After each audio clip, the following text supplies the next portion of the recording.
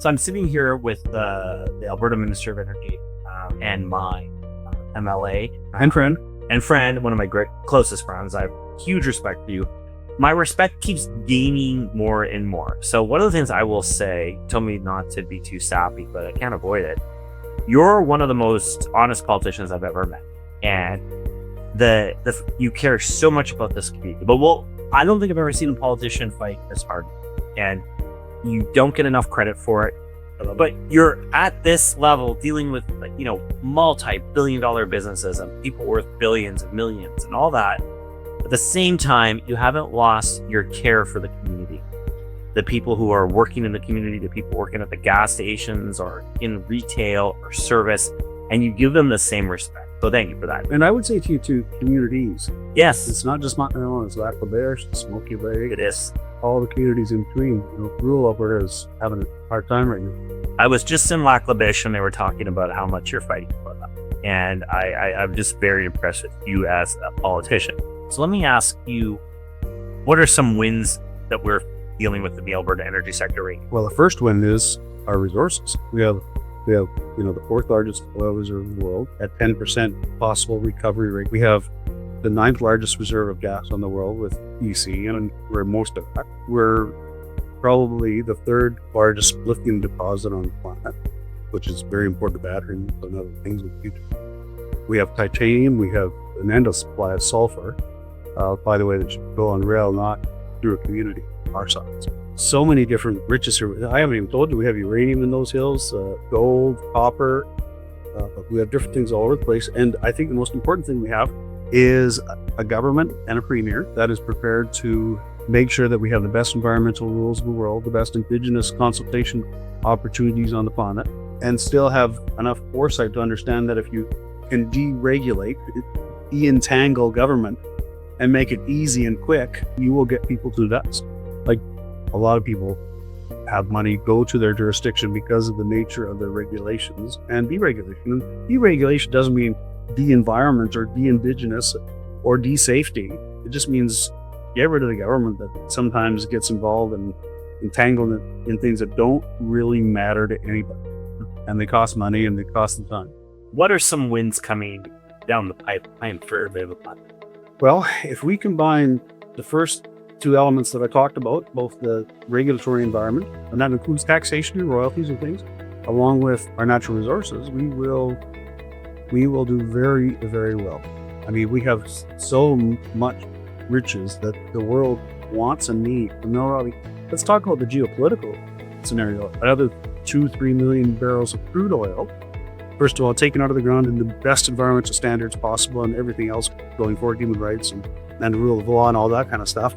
But if we get that to the Pacific, wow, China, Russia, our allies, Japan and Korea. Right, one of the things I was going to ask, there's a lot of stuff we're not tapping right now, that with the new focus on world energy, particularly with the crisis in Iran and everything else, what should we be focused on? What do you think could be next for our region?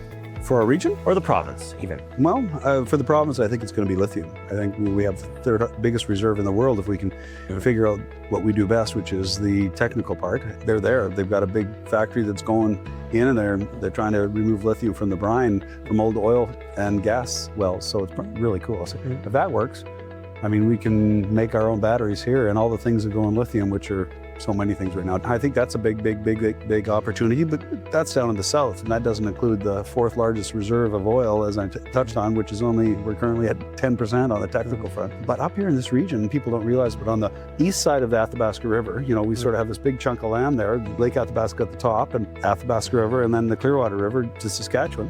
There's really very little in that. There's no towns or cities or communities or Indigenous communities or really anything, but it's a huge piece of land. Inside that area is the richest oil for oil sands mines. So that's where most of the product is, that if you want to dig out and have mines, it's there. And I think the opportunity there is not just the oil sands and the tailings ponds. And yes, I did say tailings ponds is an opportunity. The opportunity there is to filter the stuff that's in those tailings ponds, titanium and other byproducts that are critical minerals and metals and things that we need, and we just have to perfect that technique. And I know there's some problems. You gotta filter it right, you gotta mix it right, you have to have some things right. So it's a lot like oil sands and what we've perfected here, where we take mud and throw it in a washing machine and dissect the parts. So I think we're going to see a situation here where we have products that we can ship to market. And sulfur, for instance, we have the largest stockpile of sulfur in the world, which is also the largest man-made object in the world because it's so big. And it's sitting here and it can't get to market. The only way it can is through the middle of Fort McMurray. It's at 17 or 100 or 2,000 bucks a truck, 700 trucks a day sometimes, going from plant sites all the way down to the rail yard.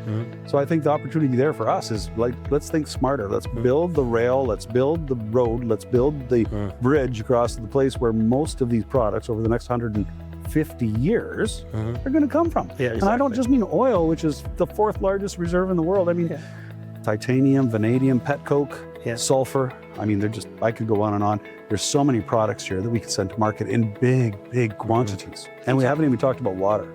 Tell me about water. Water is incredible. The oil sands players have done an amazing job in reducing the amount of water and actually recycling it and using it again and again and again. And I think for that technology that they've introduced as a result of necessity is, I think, going to help the world long term. I do think being experts with water, and actually that's what a lot of guys that work out of the plant sites joke about, is they say, we're not an oil sands company, we're not an oil company, we're a water company. We move a lot of water. And they do. And they move it very well. Yeah, they move it very well. So I'm very proud of them for the amount of stuff they do. If you look at the tailings ponds, for instance, how they're done, they don't just shove up banks. There's actually a liner, there's pumps outside, they have guards and guards against any kind of spilling. And the stuff inside is mostly rain water and snow water and things that we already got from the earth. But we have to take care of the planet, and I don't mind doing it. I love it.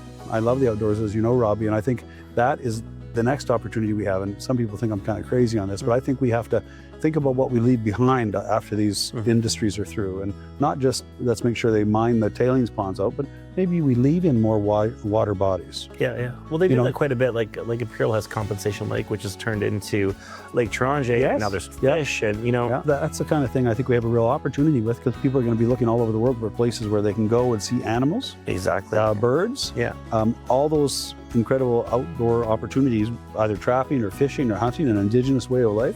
I think there's a tremendous opportunity to share that area in particular with the world. I think that a lot of that could be turned over to some of the indigenous groups in the area, and they could use that as base camps and fishing lodges, and so I traditional lifestyle, cultural activities, totally, and rehabilitation places, for people, for Indigenous youth and things like that. There's a lot of opportunities. Are you more hopeful now that Mark Carney is there? And regardless of projects are happening federally or not, at least one thing, there's been a 180 in tone. Yes. Which is nice. Even by the bureaucrats. 100%. Mostly. So can we get a pipeline under Carney, in your opinion? Yes. It seems to be a better relationship than with Trudeau, with Premier Daniel Smith and Mark Carney. I would hope so. Yeah. That was pretty bad. It was bad. And I think Carney's more or less saying, hey, okay, I'm not an ideologue. I think this is the best way to go, but we also are under the Canadian Constitution, Section 91-92. This is Alberta's jurisdiction. This is the federal jurisdiction. Let's work together on the things we can. And he needs to find a way to pay off the stupidity of the last 10 years. And by that, I mean, Trudeau borrowed more money than all the rest of the prime ministers put together. And who pays for that money? We do. Taxes, interest. It's huge and it matters. Right now, I think the national debt, just the interest alone, is more than we pay in defense, more than we pay in RCMP, more than we pay in a lot of things federally that we could be spending the money on rather than interest.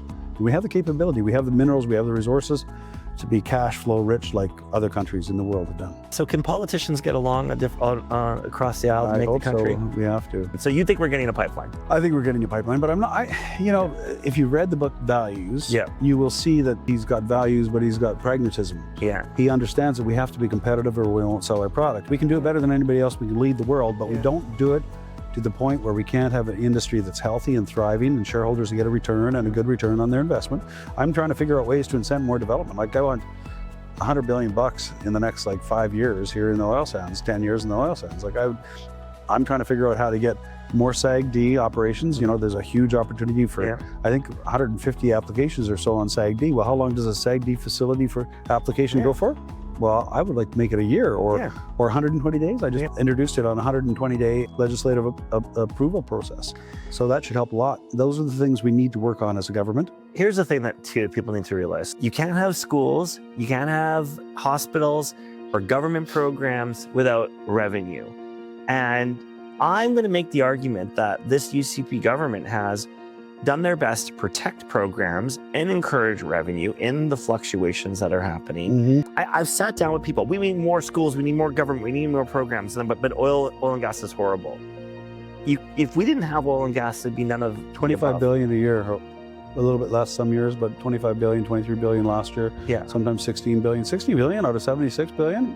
No other province has that. Yeah. So, I mean, to criticize oil and gas is ludicrous because Yeah. it doesn't even include the spin-off jobs. Who do they think we manage money for the schools, for the teachers, Yeah. for the aides? Who do they think we manage it? We give every school district across the province not the same amount of money per student. Yeah. And private schools, by the way, Yeah. they cost us about 6,000 or more less a student, not including the infrastructure costs. Yeah. Think about that. So if we had 200,000 Albertans in the last 12 months or so come in, new Albertans in the last 12 months, all those kids that come with those families need places to go to school. They do. And we have to build them, but everybody's treated the same across the province. And how the local school district decides to spend that money. Now, you can argue with them, but don't argue with us. We're treating everybody the same. And for them to criticize the Premier and myself is ludicrous. They know how the system works. They're just trying to find a scapegoat. So in closing, Brian, what is your message about hope in Alberta right now? Well, there's just so many opportunities. If we can just listen to industry, to investors, and make sure that government and local Indigenous and local communities sit down together, we can find great solutions to have a very, very successful society. Happier people, healthier people. Thank you. Good things.